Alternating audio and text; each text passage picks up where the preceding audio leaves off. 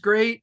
I'm really looking forward to this conversation. I asked Sarah Skwire to join me today, and I'm going to explain some of that in a minute, which is that, this book is Arthur Koestler's book, Darkness at Noon, is one of the great anti-totalitarian pieces of fiction in the 20th century. And it has, just like Orwell, it has very strict allegories to various real events that were going on. So Koestler himself was a true believer who was a member of the party, and he was in Germany, and then he visited the Soviet Union in 1932. He actually met Nikolai Bukharin and considered Nikolai Bukharin a hero. Nikolai Bukharin's an interesting case because he was an economist, and Bukharin was the economic theorist of the Soviet regime, and he wrote the economic policies for when they first came to power in 1918, and then he wrote the economic policies when they were forced to retreat from their effort at full communism to try to what he called the new economic policy. And during that, he developed a theory which is pre-shadows, in some sense, the theory of relative maturity, which the Rumashov character works on in the novel, right? When he finally decides that he's going to capitulate because he thinks he's going to be able to get a cushy position where they'll send him away someplace and he'll get 3 square meals a day and be able to write his great tome or whatever. So in many ways, the character is a character applied to Nikolai Bukharin. And in Orwell's Animal Farm, it's up for grabs because most people view the character of Boxer, that's the horse, that's the loyal horse, as an allegory to the working class, Russian working class, which was then betrayed by Stalin and whatnot. But other people have also noticed that also might be the Bukharin character. Because again, remember what happens to Boxer in Orwell's book is that Boxer is completely loyal to the party, always defends, Napoleon is always right, but then gets sent off to the glue factory, which is the equivalent of being sent off to the show trials or whatever. It's quite clear that Orwell had Snowball in mind, was Trotsky, but these different characters. And one of the questions I want to talk to Sarah about is this use of these allegories in totalitarian literature to teach us about real history and what we can learn from that. And I'll come back to that in a second. But Koestler's book is quite fascinating in this idea of talking about the show trials and the way in which they try to justify the behavior. The biographer of Koestler is a guy named Michael Scramel. He is 88 years old right now. And I think that's quite interesting. I tried to get him to talk to us. He taught at Cornell and Columbia. But I think he's quite interesting because I feel that there's a great forget about the actual moral monstrousness of the totalitarian experience in the 20th century. I think, by the way, and I don't want to have a big political conversation about this, but I actually think that all of you should listen to Chuck Schumer's talk. And that's very weird for me to say today because I hate Chuck Schumer on economic policy fronts. But he gave a talk today at the Senate about anti-Semitism, which is one of the best talks I've heard in years from a politician. And I think that part of the issue on the campuses is people forget the 20th century and what all was entailed in that. And so we are in this period of the great forget, and hopefully the Koestler book brings back some of the horrors of the way that goes on, both the perpetuation of the totalitarian nightmare by the revolutionaries themselves and their gymnastics that they have to engage in to justify their idea. One of the other questions that I hope Sarah and I can talk about in our brief time is this issue of the use of Aesopian language in literature and in actual political protest, and its effectiveness and whatnot, which is coded language. So in many ways, Nikolai Bukharin, when he finally had to do his confession at the show trials was an indictment of Stalin, but it was stated in the sense of an indictment of himself, right? Or others. But it's a very fascinating thing. And I think it's not necessarily Straussian. I don't want to go down a Straussian kind of idea, but it is this notion of which in these repressive regimes, how do we actually express our freedom of thought and whatnot? And I think it's a very interesting question. Anyway, I asked Sarah to help join us here because Sarah is actually one of the authors of one of the most challenging pieces to this kind of literature and the nuance that might be involved in a piece that she wrote many years ago on basically didactic literature and whether or not didactic literature can be judged as good literature and whether or not it has a time clock to it, right? Which is it's going to run out because, so as she points out in there, we don't read Uncle Tom's Cabin anymore because it was a clock that ran out. But yet we do read other literatures which are actually very didactic maybe, but done better because they talk about more timeless themes. Like if it talks about friendship and betrayal and other kind of things like that, that's more likely for us to read than if it's about a specific issue. And I wonder how much of that is related to the issue of the understanding the totalitarian nightmare of the 20th century, both from this one's about the communists, but you can also write a lot about the Holocaust and the literature that comes out of that.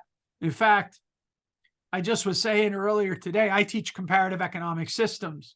Sarah's husband, Steve, was a comparative economic systems person as well. When we were taught by Lavoie, we learned about the fascist experience and the communist experience. And that's how we were taught about the different isms. And we did that. So I actually think that every student that's in studying economics with me, one of the first things they should do is make a visit to the Holocaust Museum. All right. Because I think we have to understand the consequences of these ideas. These ideas have consequences. They have big impact. There's a movie, and I'll shut up after this.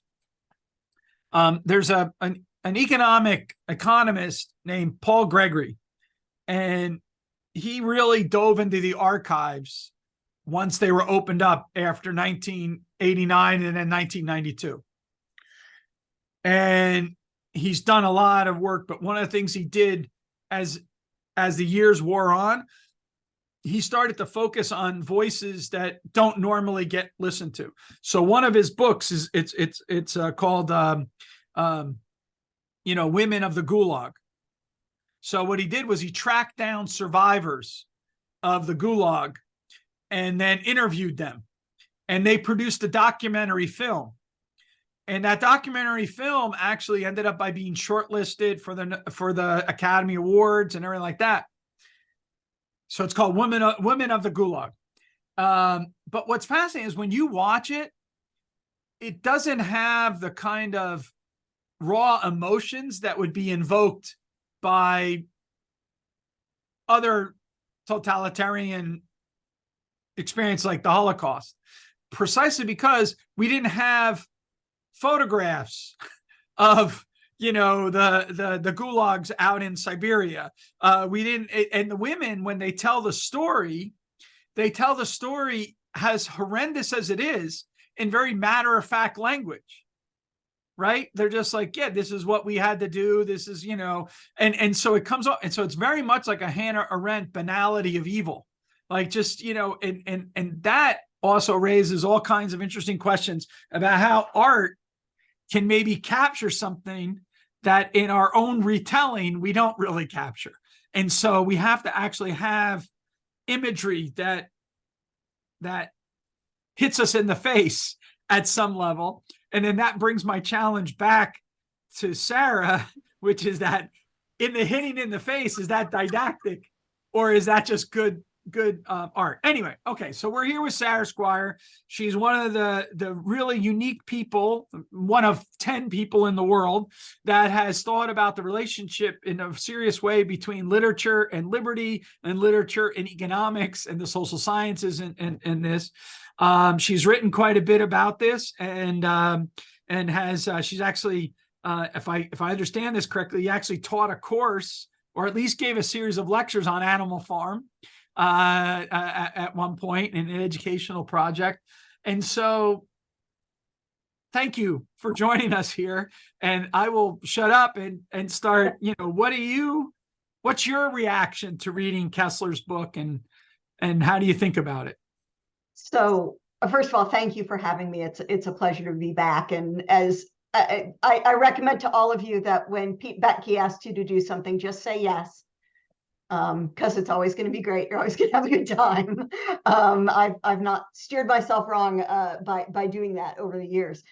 So I think this is a fascinating book. And last night when I was sort of, thinking about it with an eye towards what kinds of things I wanted to talk about today, one of the things that I did was write down a couple of publication dates, right? So Darkness at Noon was written 1939, 1940, published in 1940. Zamyatin's We came out 20 years before that. Now, Pete's going to laugh at me. We the Living by Rand came out in 1936, and Anthem came out in 1938. And for folks who've read some sort of subset of those, and of course Orwell came out late in the 40s with 1984, an Animal Farm shortly prior to that. One of the things, if you've read some subset of those, the overlaps are extraordinary. And I had this moment of conscience and of questioning, questioning what I've done with my life, which I've been doing a lot lately, thinking about some of those publication dates, particularly the 20 years that elapsed between Zamyatin's We and this book, right? Because one of the things that Zamyatin's We, if you haven't read it, turns on is this this persistent use of the collective pronouns. We, the Soviet people are doing this, we the party, we the this, we all combined do this, and the disappearance of the I, right? And those of you who are familiar with Rand's Anthem, that's all over there, right? And 20 years later, Kessler is rediscovering, or at least explaining to people how incredibly damaging the disappearance and the destruction of the individual is. But if these incredible novels, like if Zamyatin's We and Darkness at Noon and all of the people who've read Rand aren't enough to get that into the human psyche and to sort of transmit that message, I honestly, I find that very frustrating. I don't know. I feel this sense of despair reading this, that this is still so pertinent. And frankly, that when Kessler wrote it, it was still so pertinent, even more pertinent than 20 years earlier when Zamyatin wrote We. So that was kind of my initial was, again, right? And I think one of the things about the anti-Soviet, anti-totalitarian literature is that if you read enough of it, especially if you read enough of it in fairly short sequence, it all starts to sound really samey, right?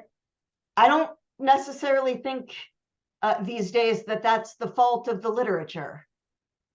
I think that's a symptom of the system that is being criticized. Yeah.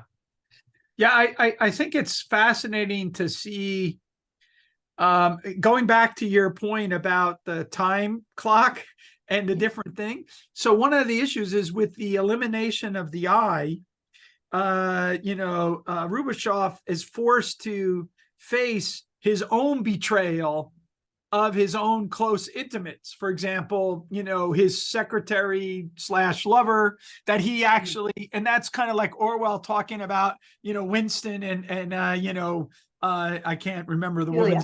woman's what? Julia. Julia, yeah. And it's like, and justifying it like it was okay, right, to do that because for the good of the revolution. And I think that's one of the things that's so fascinating when he's having his conversations with Ivanov. They're getting him to think about confessing, not because he actually did it, but because of the logic of his position, right, that would hold that he should pursue it to its end because that's how they think about everything, without any individual characters. You know what I mean? It's like just kind of a weird gymnastics that they're forced to engage in.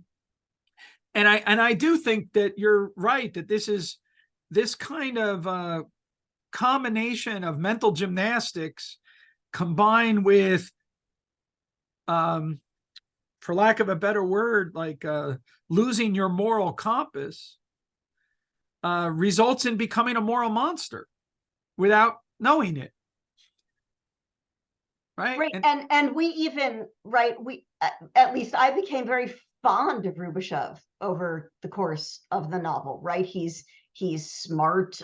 He's often funny. He can be charming, and yet he's doing these horrifying things and is responsible for these horrifying things, right? And it's tempting to sort of read him as like, oh, good man caught in a bad system. But I don't think Kessler wants him to get away with that, right? At all. I don't think that's Kessler's argument. But it's a great example of the sort of the seduction of that kind of double think, right? We can do all kinds of horrible things, but it's not really us. Right, it's the system, and what do you want me to do about it? And surely you don't want me to refuse and get sent to a prison camp. That seemed crazy when I can just sort of quietly say nothing and let what's going to happen just happen. That's not like have anything to do with it. That was the power of Hannah Arendt's, Eichmann on trial, because we want our bad people, bad actors to have devil horns, right? We want to actually look like, the sort of, the bad creatures. I remember, by the way, when the reboots of Star Wars came out, so not the, and the prequels. So, yes. And, which are the crappy movies, right? I already know, right? But anyway, in the prequels, if you remember, Anakin is like the cutest kid in the world. Right. And for their ads, one of the things they used to show is Anakin and then a shadow of Darth Vader. I'm not ruining it for anyone here, I assume, but the shadow of Darth Vader in the background. And yet you're looking at Anakin, and then you have this, and it's like this weird kind of juxtaposition, right? And I think that this is,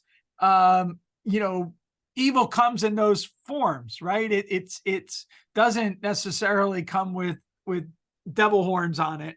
And Arendt took tremendous criticisms for that, right?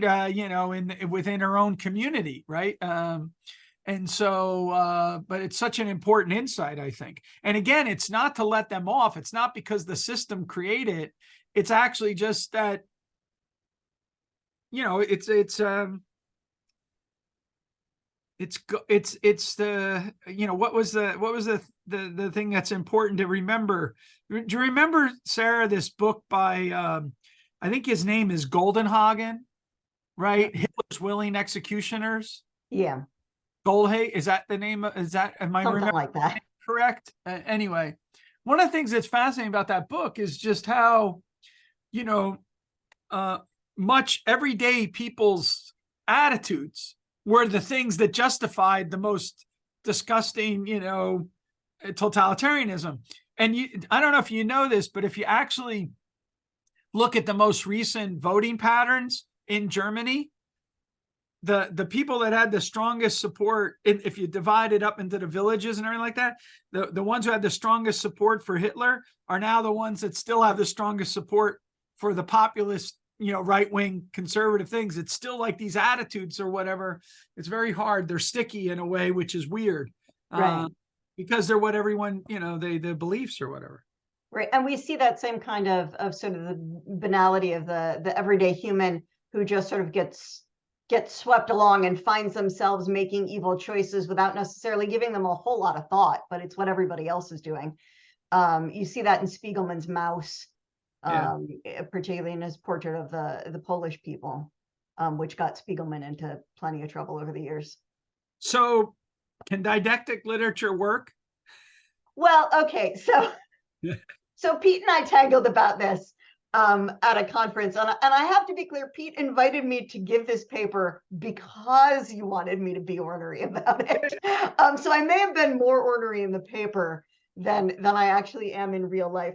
I think that when a writer sets out to create a work of didactic fiction or message fiction, right, which is often what it's called, particularly when it's in a children's literature or young adult context, I think what they've done is set themselves a whole extra set of challenges that make writing good fiction much harder.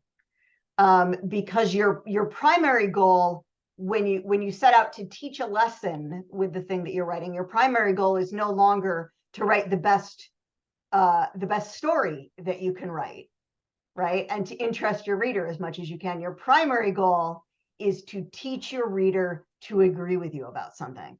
And it's a very different project. And I think it's a harder project to succeed at in literary terms, right? And I think that what that means is an awful lot of didactic literature on the left and the right ages very quickly. As Pete's saying, there's a time clock on it. It ages very quickly. And also it becomes really very boring very quickly, because once you've decoded it and you know what the message is, you can sort of stop reading it. Right? I don't think there's anyone who has ever wished that The Grapes of Wrath was longer. Yeah. Or that the message was clearer, right? It's gonna, that mess, and one could possibly say the same thing about, Atlas Shrugged. Doesn't need to be any longer, really didn't need to work harder to make it clearer, right? It's very, very clear. It's very, very long. We get 700 pages or however long it is of kind of a one note, kind of a lecture on what is correct. And Steinbeck gives us the same thing in Grapes of Wrath. Those books like that, I think, can become enormously lauded and popular in their time. I do think they age quickly. And I think that people lose patience with them quickly. So the real question is, what's the secret sauce of the didactic fiction that does succeed, right? And I don't know that I have a good answer to that, right?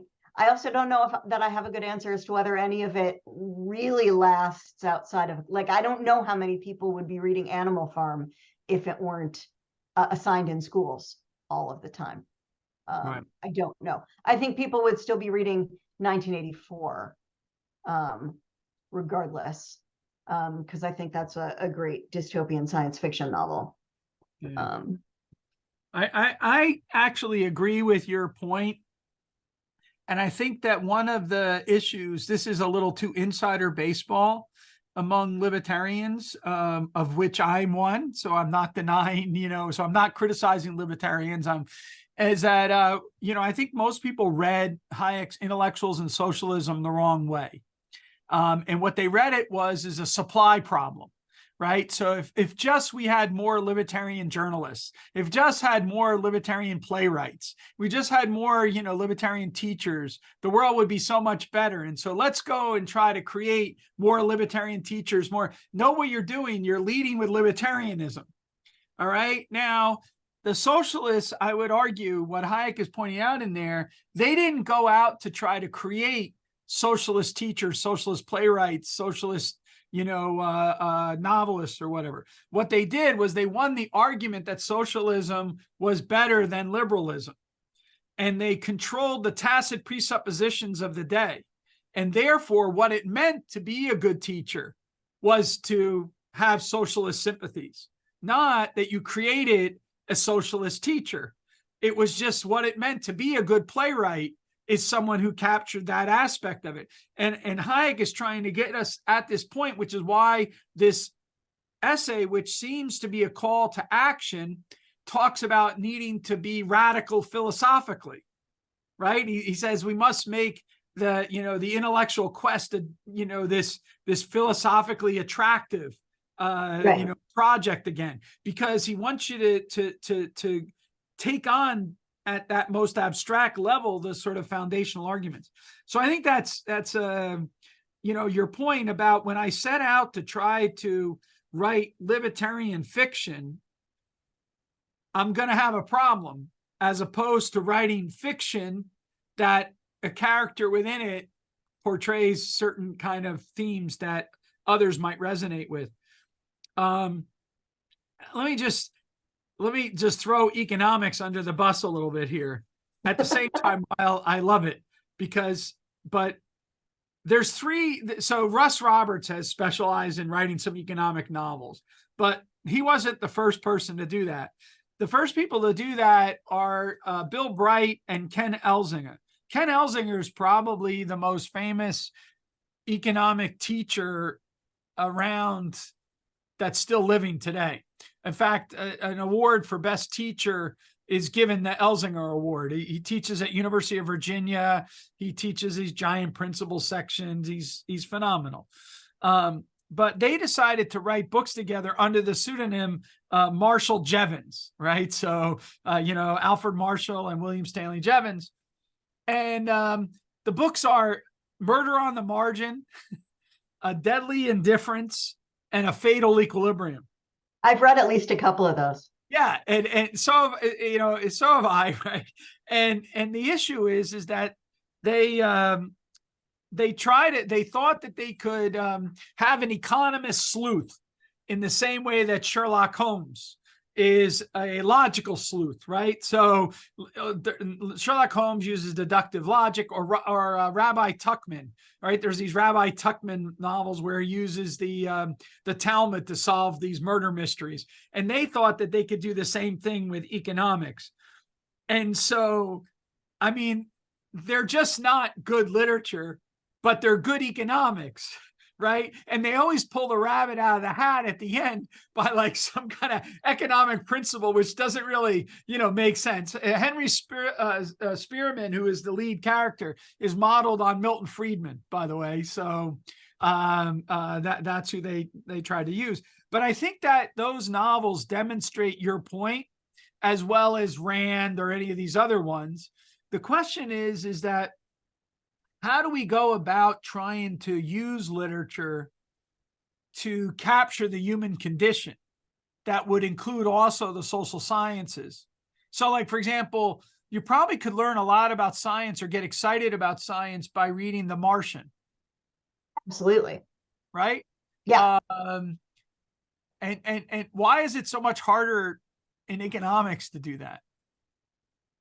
Well, I mean, I don't know that it is. I mean, I've spent 20 or so years now jumping up and down and telling economists that there's good economics all over all kinds of literature.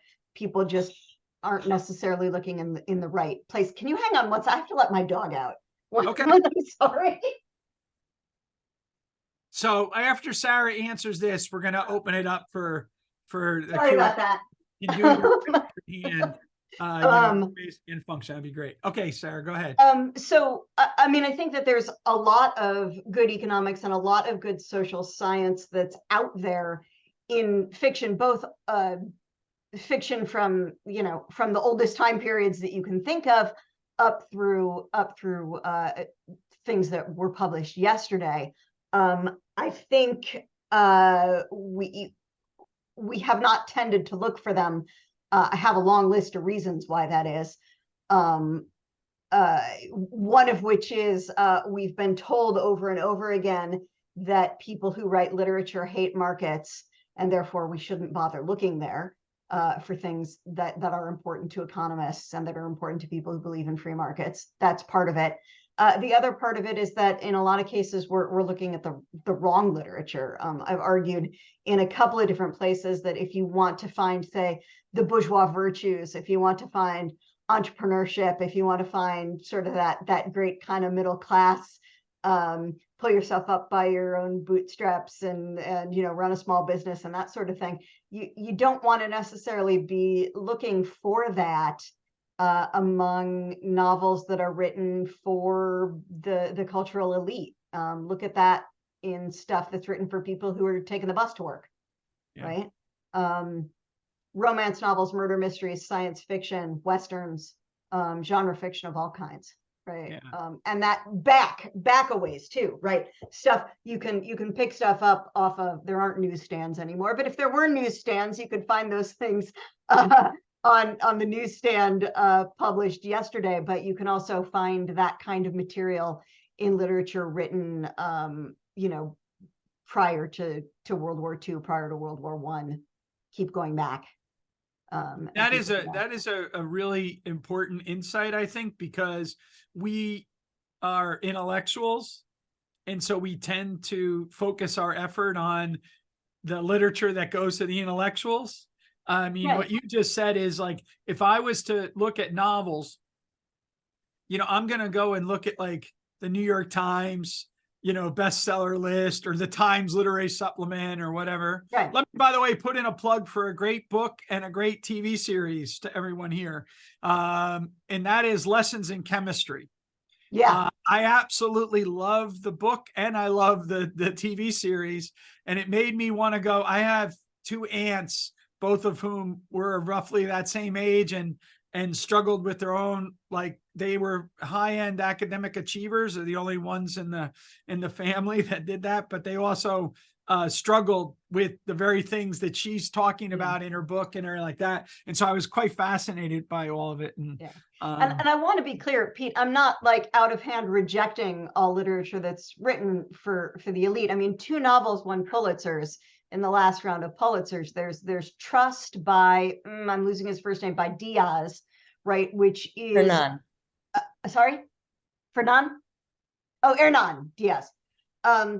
Which is it's 4 interlocking novellas, all centering on the life of one of these sort of like great 19th century industrialist rubber baron kind of guys, right? And the story is retold from 4 different angles in a kind of a Rashomon thing, and it's a great read. And the other of which was Barbara Kingsolver's Demon Copperhead, which is a spectacular novel, absolutely heartbreaking. It's a retelling of David Copperfield, but set in Appalachia. And it's, I would argue that it's an extended discussion about what happens when cultural institutions break down and fail. You make me miss teaching my honors course on economics through literature. Anyway, let's get others in here. Direct your questions at either Sarah or myself, and Alice, go ahead. Oh, wow. Thank you. There's nothing I love more than hearing conversations about literature. And Pete, I can attest to a visit to Sarah's library, and there's not a book on any of those shelves that you can't have a conversation about its relationship to economics. And she certainly has gotten me on a kick of rereading so much in recent years. I've been on a massive Edith Wharton kick lately, but yes, those 2 novels. Yeah, I take full responsibility for Alice's Edith Wharton kick. That's all. Totally. And oh man, there's so much good literature. And I think you were generous about the Henry Spearman Star novels. Oh dear, those are terrible. Okay, so I wanted to, Pete, when you were talking about how this book sort of brings to life some of the worst of the totalitarian regime, when I was reading it, I was trying to pick the ultimate page. Where could I bend down, a page that just really depicted it in its worst possible way? And I don't know, I might have found it. 143, it's Ivanov's just casual conversation with that we used extensively about why not sacrifice a few 100,000 for the most sensible experiment in history. and referring to yes, we took the parasitic portion of the peasantry and annihilated them and let them die of starvation. It's this cavalier talk about how, yeah, but the Chinese floods also take people's lives, and it was just so incidental for hundreds of thousands of people to die for this cause. And it's just so written as if it's not tongue in cheek. It's just as if it was an effortless description by Ivanov of this everyday circumstance that life is just disregarded as anything important.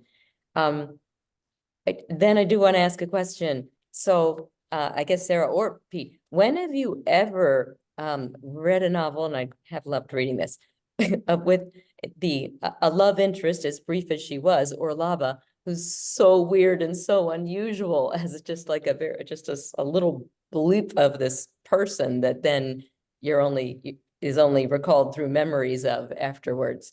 Okay, I'll stop there. There's so many more things. Sarah, you want to jump in first? Go ahead. Yeah, I mean, I think the moment that chilled me, one of the moments that chilled me the most, Alice, was that moment when they're talking about choosing between nitrogen fertilizer and potassium fertilizer. And one of them says, oh yeah, if he makes the wrong choice, he's going to get killed. And I thought, wait, what? And it was, again, it was one of these casual offhand moments where all of a sudden the stakes are life and death. Right. And that's just accepted by everyone who's in the conversation, and we are pulled up to this incredible halt. I don't know if Pete had a moment that sort of hit him like that as well. I told everyone, including Amy, that November, since I was reading this, was going to be my paranoid month, because I'm so deeply vested in this totalitarian, understanding this totalitarian experience. For those of you who don't know, I just published a book on Poland. I have another book coming out on Estonia, and it spends a lot of time on the horrific activities that took place. Just think about a country like Estonia. It was bounced between the Nazis and the communists back and forth, right? And all the tragedies and whatnot were thrust upon it. So to me, what was most fascinating, and this is, multiple times of reading this book, was actually the theory of relative maturity. I started reading that and really recognizing that what's going on in that is it's one way to read it is it's an indictment of the communist project. But another way to read it is that it's like this argument that all the communists made. So let me tell you a little bit about Nikolai Bukharin, just very briefly. So Bukharin was sent by Lenin to go to Austria to study in Bombavrick's seminar. The reason is that Bombavrick had written Karl Marx and the Close of His System. So many of you might know, because you're following on the internet, this paper that was published a year ago on demonstrating that Karl Marx basically had flatlined in the scientific literature. And then 1917 came along and he spiked way up. All right. Now, that actually is the reality. Karl Marx had basically been demonstrated to be logically incoherent by the 1890s. Okay. The Marxists to this day still fight over this thing. They call it the transformation problem. They can't square volume 1 with volume 3 of Capital. You just can't. There's a logical contradiction. And Bombavrick put the nail in that coffin. Okay. And so, and here's the thing, if you read Lenin or any of them, they were intellectuals. Lenin, wrote an entire book on the development of capitalism in Russia to try to show that Russia wasn't backward. And, these were real intellectuals. They were real scholars. So he said, okay, Bukharin, go and study with Bombavrick. And we need to have a criticism of Bombavrick. So we have to do to Bombavrick what Bombavrick just did to Marx. And then we can, fix it up. So he writes a book called The Economic Theory of the Leisure Class, which is not the economic of the leisure class, but it's a criticism of the bourgeoisie and bourgeois economics. And he writes that, and it's a critique of the Austrian school. And his argument is that I have to focus on the Austrian school because the Austrian school is the most consistent development of the neoclassical theory. Okay. So he's going to try to undermine it. During that period of time, he not only gets to know the Austro-Marxists, which are like Otto Neurath and Otto Bauer, but also Mises, because Mises is part of the seminar and very much all part of it. And so he's very familiar with Mises's arguments as they are evolving and developing. Life happens. He gets in charge of the Soviet economic policies. He introduces them. They have a complete collapse of the economy. All right. So the economy collapses completely. He has to now come up with a new theory about how we're going to run the economy. And this is developed. It's called the New Economic Policy. And in his justification of the new economic policy, he invokes Mises. And he refers to Mises as the most learned critic of communism. But that we, comrades, will have the last laugh. Because at the time when we finally mature, we'll then be able to introduce socialism in full. And so one way to read the Kessler argument isn't the abandonment of socialism. It's also, even in this deep stage, that there is a moment in time in the future when the peasants and everyone else will reach the level of maturity that they are required, that they will then, so it's kind of a weird text to read, right? Because it has a lot about classical liberalism in it, about individual freedom, these kind of things like that. So one way to read it is it's a final indictment of the communists, of the we project.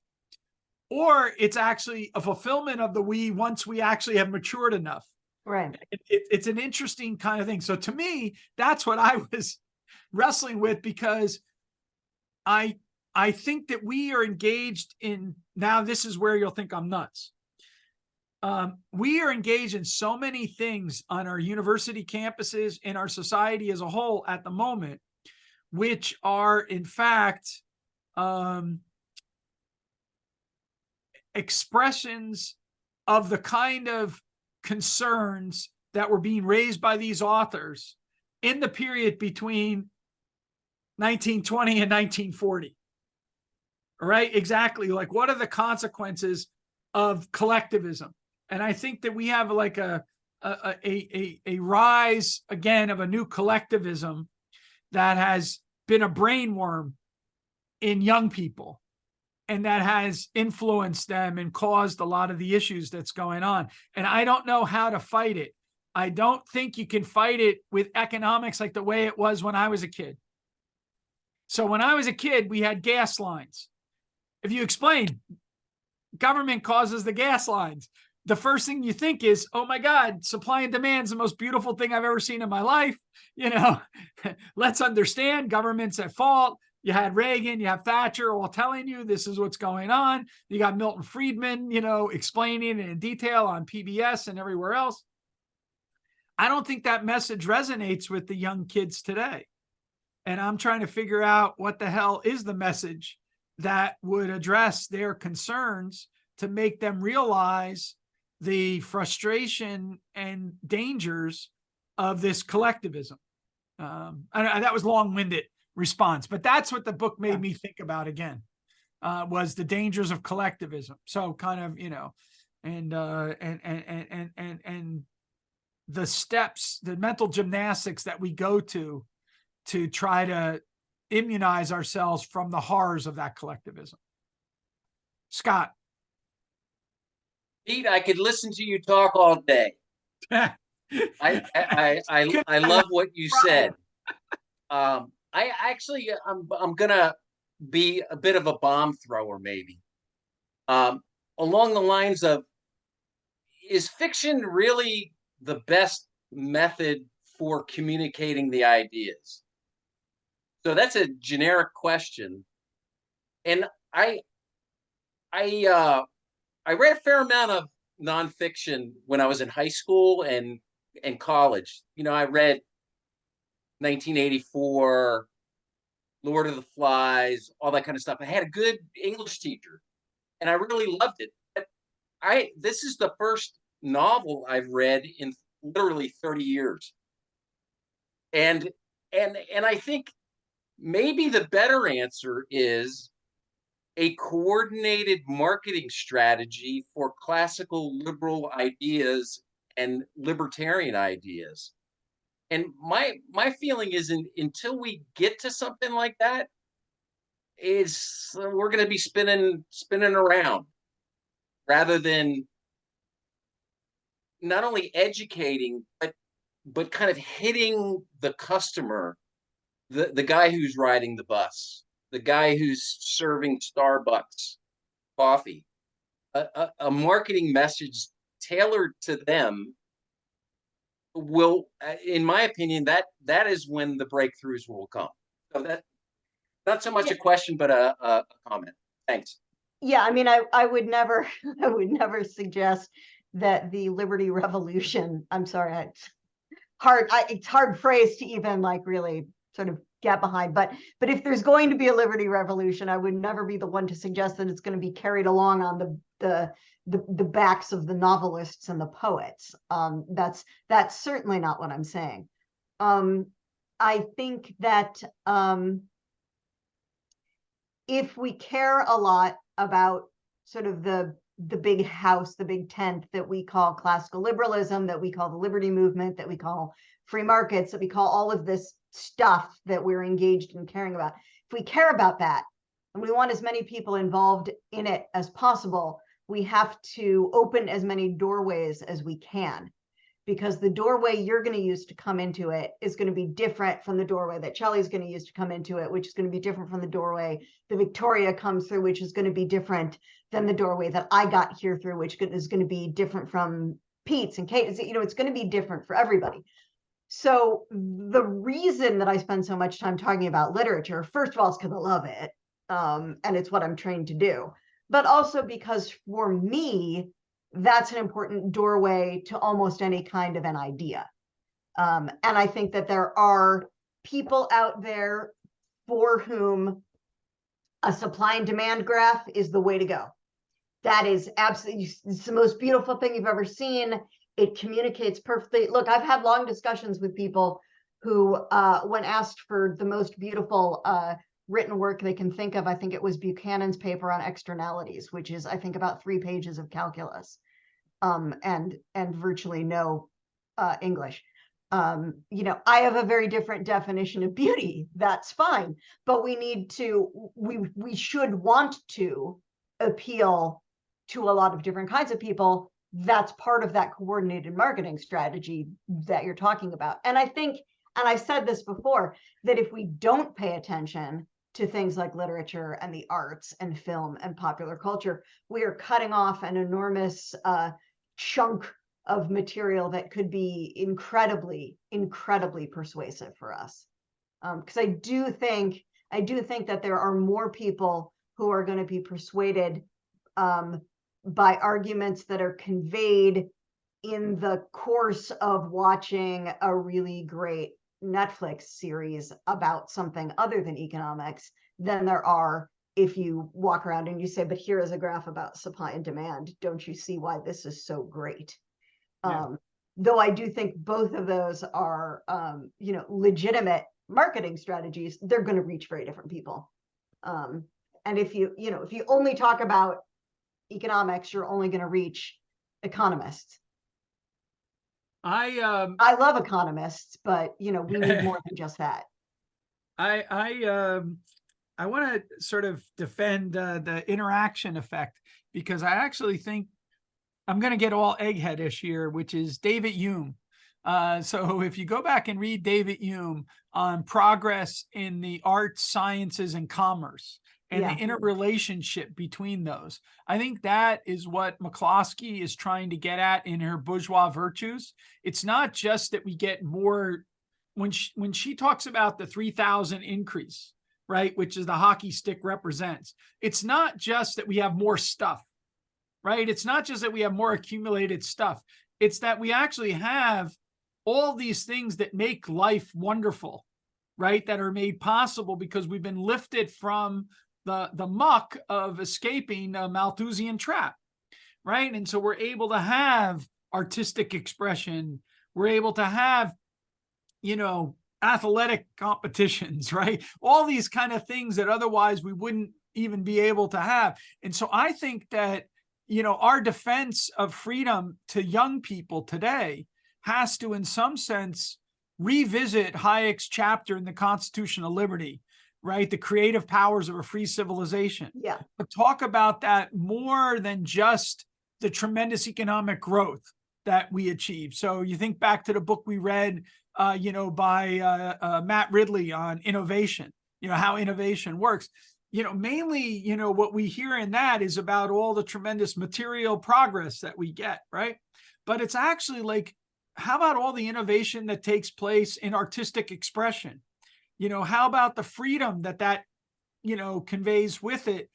You know, one way that you can think about this is, you know, again, now I'm going to get all like nerdy economics, is that you could actually examine correlations between the toleration of dissent and economic innovation.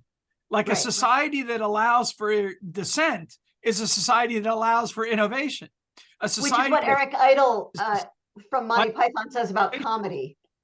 Go ahead. Right? So Eric Idle says the same thing about comedy. He's a member of Monty Python, right? Is that basically you can tell how free a society is by how funny people are allowed to be in it, right? And if you don't have comedy, right, there's no way you have a free society. And in unfree societies, it's the place where you often find freedom, right? Which is why Soviet comedy is so damn good, frankly. Yeah, you're right. But did people see the article by Cass Sunstein in the New York Times on, you know, what liberalism means? He has 33 points or something like that. One of them, Ryan's shaking his head, right? Ryan, if you remember, one of them is about laughter, right? The true liberal embraces laughter, right? Rather than the idea of just, you know, and this is Sunstein sort of talking about that idea. And I think that's right, Sarah. They appreciate, they understand the nuance. They're able to actually engage in comedy as opposed to censorship of the comedy, right. You know, yeah. And I think part of that is, and I'm making this up as I'm saying it, but I think part of that might be that sort of the necessary kind of doublethink that's required to sort of follow along with the politics in a totalitarianism society is the same kind of doublethink that's necessary to make comedy happen. But if you're in a totalitarian society, you have to find that absolutely unfunny. Right? There can't be anything funny about any of the obvious contradictions that you are being asked to accept moment to moment, day to day, right? For your life. Except in the underground. So right, in the underground there can be. But so, you know, so in a free society, we're allowed to and encouraged to sort of point out the idiocies and the doublethink and the disjunctions and the contradictions, right? And that's the kind of space where comedy lives, or a lot of comedy lives, right? Yeah. No, that's awesome. All right, I have about time for Shelley, I only have time for about one more question because I have to go teach. I am a delinquent teacher. We double booked, partly because I thought that I was done teaching, and now it turns I have one last class. And so go ahead, Taylor. Yeah. Do you consider, Sarah and Pete, do you consider Darkness at Noon to be really good literature? Huh. Do you? I think it's an amazing novel. I always find it difficult to know how to judge something that I'm reading in translation. Yeah. Because you know, as the French say, to translate is to betray, which sounds better in French. Which is funny. But so there's always this sense of it coming to me through a filter. But I think it's a very powerful novel. I would put it up there with something like 1984, which is a compliment that I do not pay lightly. Yeah. That is the book that it's most compared with. Yeah. Right? The timing, what you mentioned before, time and its importance at the moment. I do think 1984 is a better novel. Yes. Yeah, I mean, I think 1984 kind of takes the prize for this kind of thing in large part because, as I said early on, right, you read enough of sort of anti-totalitarian fiction and there's a sameness to it. Yeah. Right. And you get some of that in Darkness of Noon. You don't really get it in 1984. Orwell is doing something newer and different. Kessler is revisiting some images, and some speeches feel like, wait, didn't I just read this in We? Didn't I just read this in Anthem? I think he's doing it. I think his writing is better than Yeah. I think his prose style is better than Rand's and then Zamyatin's. Right. But I think it does suffer a little from excuse me, from that kind of sameness that just afflicts a group of novels that were written at a similar time, similar place, on similar themes, coming out of similar experiences, right? So it's really, really, really, really damn good. I don't know if it's great, but it's, I read somewhere, and maybe it was something that Amy refers to, that this that Darkness at Noon used to be assigned pretty much as part of the readings in high school for a period of time, but it's not anymore. Right. Yeah. But I do, Pete, you were talking about how do you reach the people who, like the college students now, who seem to be enamored with socialism and not understanding totalitarianism. I mean, it's the point I raise all the time, is we've lost a lot of these people in the younger grades of schooling. And I think we could almost, once someone's an adult, I think it's harder to change their kind of framework or their paradigm. And if they've grown up listening to, anti-capitalist, anti-colonialist, whatever, it's really hard to change that. And so I think one of the battles we have to fight is in the schools. And I think we kind of gave up on it. It seems like we gave up on that a long time ago. And I'm talking about like elementary and high school education, not just college. I recommend I wouldn't normally do this, and I apologize for the self-promotion here, but I recommend this interview I did with Jennifer Burns, who is the author of the Milton Friedman biography.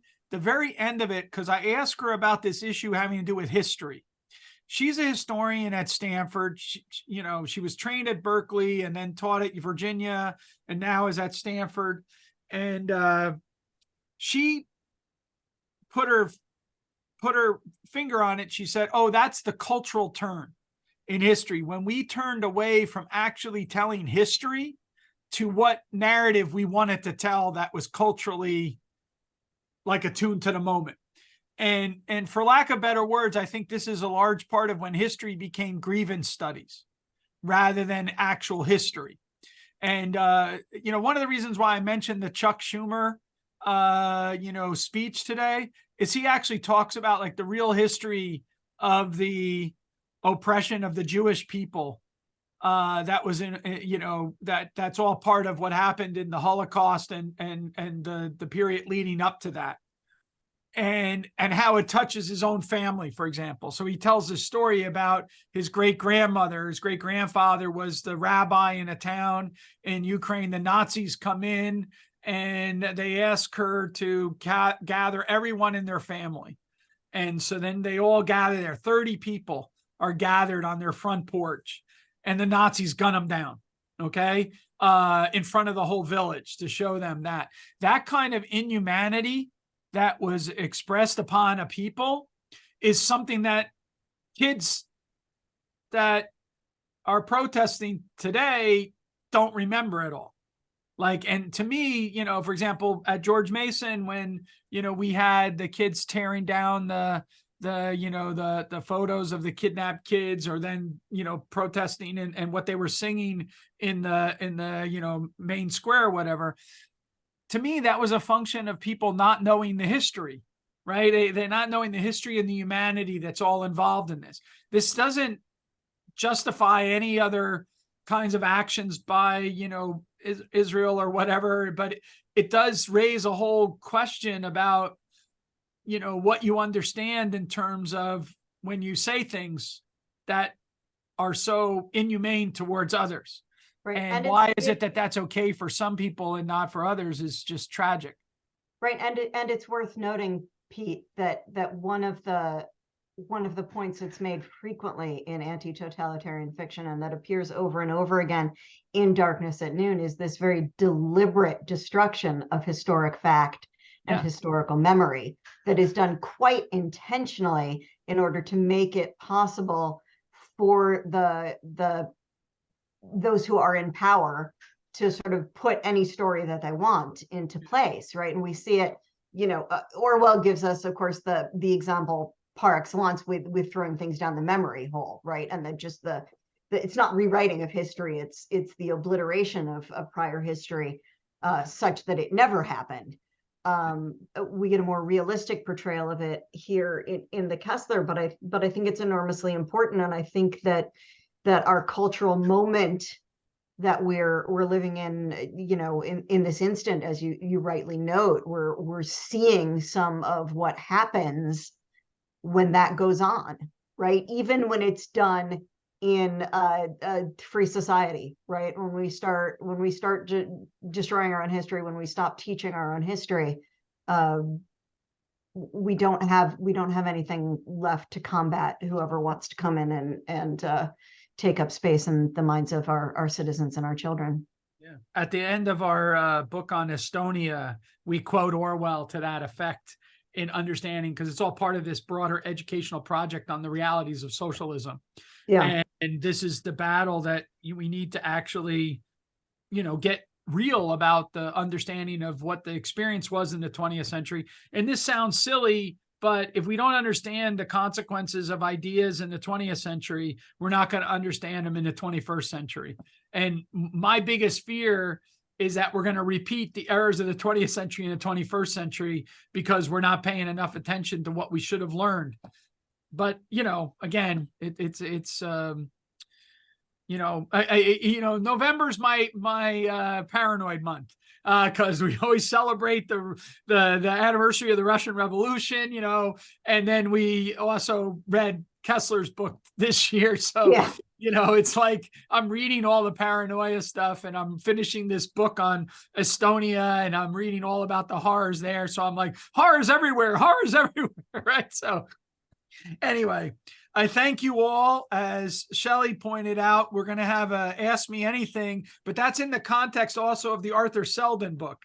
So make sure that you're, looking through the Selden book and discussing those ideas. And that's about, again, the history of capitalism versus socialism and these kind of things. So we'll finish out the year not as paranoid.